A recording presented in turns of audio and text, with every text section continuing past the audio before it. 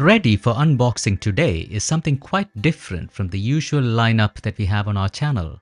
It is the G502 Hero gaming mouse from Logitech. The G502 is a multi-function mouse engineered for advanced gaming performance. It features a gaming sensor with sub-micron precision tracking, customizable RGB lighting, onboard profiles, repositionable weights, and more. The 25K gaming sensor enables the mouse with a tracking rate of 400 plus inches per second. The mouse buttons are individually programmable, while the RGB light sync makes it possible to have an immersive experience through customizable lighting. The feel of the mouse can be fine-tuned using add-on weights. The mouse settings can be saved locally using the onboard memory. Having used an ordinary 3-button mouse for the last 20 years, I'm curious to see what the look and feel of this feature-packed device will be like. The mouse is enclosed in a plastic bubble case, if I can call it that. It is a corded mouse, as you can see, with a USB-A connection. Plastic on the bottom. Let's remove the outer shell. Take a sip of coffee before it cools down and have a closer look at the mouse itself. Wow, it's actually bristling with buttons. There are so many here, here, here, here, here, here, here. Scroll wheel as usual. Buttons on this side as well. I'm not so sure. We have to take a look at all the features. Let's remove it from the casing. That's a pretty long cable. Here's the user manual. What does that say? G502 Hero. USB connection to the computer. So this must be the quick start guide. Connect. Look at support from the Logitech page. And that's the special feature that I was talking about. You have weights that are provided with the mouse, and you can attach those weights to the bottom to give it the right kind of feel depending on the user. Important safety, compliance, and warranty information. Okay, that's that. And here is, it is a box, yes. It's plastic with the Logitech logo, and that must contain the weights. So let me open the case gently. Look at that. So I see 1, 2, 3, 4, 5. 5 weights. Are they made of metal? We'll find out. Yes, they seem to be made of steel. That's a very fancy case in plastic for those 5 weights. Does it say what's the weight of these? 3.6 grams. 3.6 grams on every weight. So in total, if you were to add all 5 of them, that would be an extra 18 grams of weight. Quite good finish. Shiny black plastic on the bottom and on the sides. Silver scroll wheel. Let's see that up close again. A free scrolling scroll wheel. But you could control the scrolling with this button here. So I press that once and see the ratcheting turns on. So now you have a controlled movement line by line. And if I press the button again, you go back to freewheeling. Let's look at how to attach the weights. Looking at the bottom panel, it's not quite obvious how to snap off the bottom cover, but if I grab the edge here and just pull, it comes open like this. And that is where you can attach the weights. Let's try attaching some weights. I'll take out a weight. So that's 3.6 grams. Attach it here. I'll add one more. That's 7.2 in total. Let's add one more. Third weight attached. It's a fourth one. Now I've got one more, which is probably a spare because there is no space to add another weight. And now let's close the bottom by putting on the panel. Yes. So that's seated.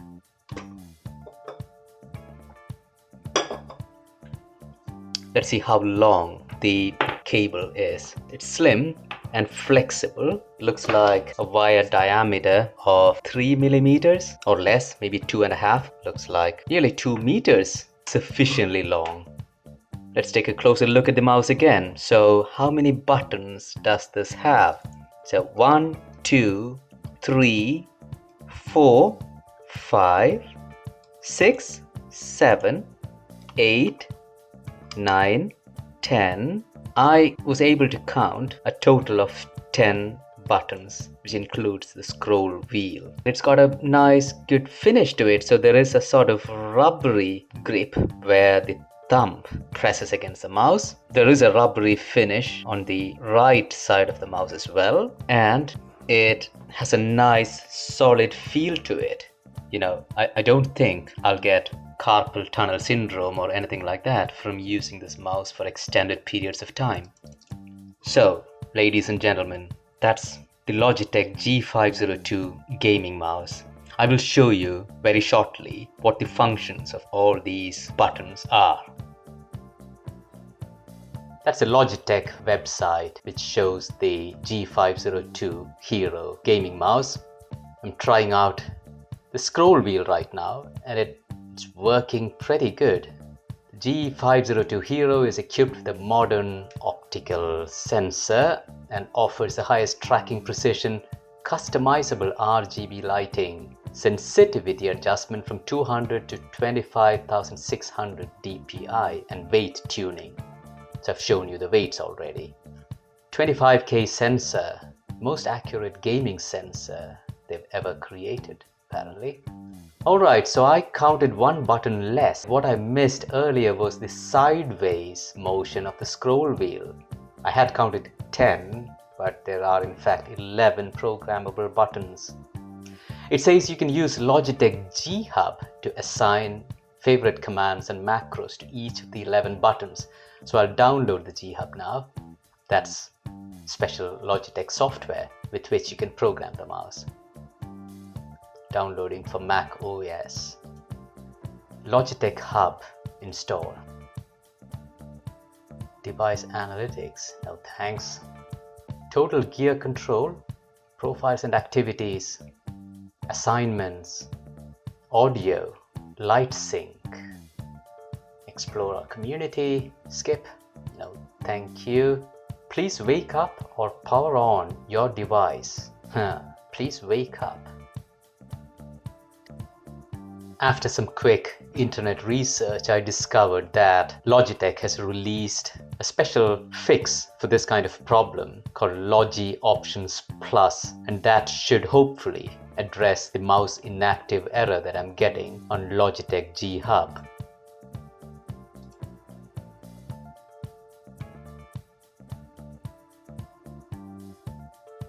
Input monitoring permissions successfully granted. After installing Logi Options Plus, I've restarted my Mac Mini M2. Now I'm going to invoke Logitech G Hub to see whether it recognizes the mouse.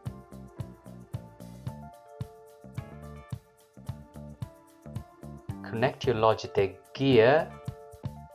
Wow!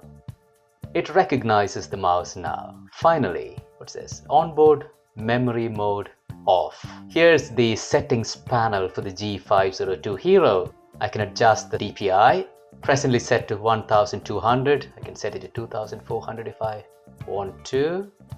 What else can I change? Assignments. And here I can assign functions to each of the 11 buttons on the mouse. So let's look at what each of the buttons does at the moment. Primary click, that's the left mouse button as we all know it. Secondary click, that's the right mouse button. Middle click on the scroll wheel. Now there are these additional buttons on the top left edge of the mouse. So the upper one is for increasing the DPI. The one on the bottom is for decreasing the DPI. You can actually move the scroll wheel left and right. So if you flick it to the left or tilt it to the left, you can scroll left. If you tilt it to the right, you can scroll right. And here's a button with which you can do an onboard profile cycling. And these are all the buttons in view 1. There is a view 2 as well, so I'm keen to go there. It shows the buttons on the side of the mouse. So there's another DPI shifter over here. And then 2 buttons here on the side, on the left side towards the middle, a mouse button 5 and a mouse button 4, which can be programmed.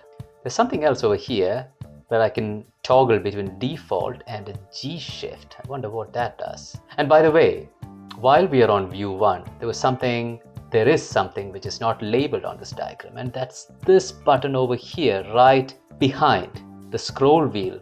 And that's where you can change the movement of the scroll wheel from smooth flywheel sort of rotation to a controlled ratcheted movement line by line. It's a toggle switch. Commands. So drag a command onto a target to assign it to this device. Wow, there are so many things you can do with the G502 Hero. Keys, actions, macros. You can create macros as well. System settings. Well, I must admit that at the moment I'm a bit overwhelmed with all the possibilities with the G502 Hero. I'd rather get started with the default settings, get myself used to the mouse, and then explore all the other customization that is possible with this. So moving on with the settings, light sync. That's something which I can do right away. Primary, logo. Oh, I can change the primary lighting, the colors of the logo. I can change the effect. So at the moment it's set to cycling, where the colors just keep changing through the colors of the spectrum. But if I change that to, well, I can switch it off. So the logo does not have any color. I can go to primary and also switch it off. So that's no light at all.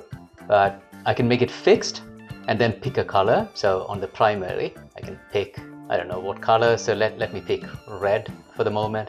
And then for the logo, I can pick another fixed color. Let me pick blue. Right, so red and blue, as you can see over here. So that's, I wonder why the primary doesn't light up, but the logo is blue. What else can I do? So off, fixed, cycle, breathing, screen sampler. Choose a sample below and then select areas to map the sample on the device. Interesting, but I'm not going to make it as complicated. Oh, when I switch to breathing, it creates a sort of pulsating effect, this time on the logo color. Sync lighting zones. What does that do? Sync lighting options.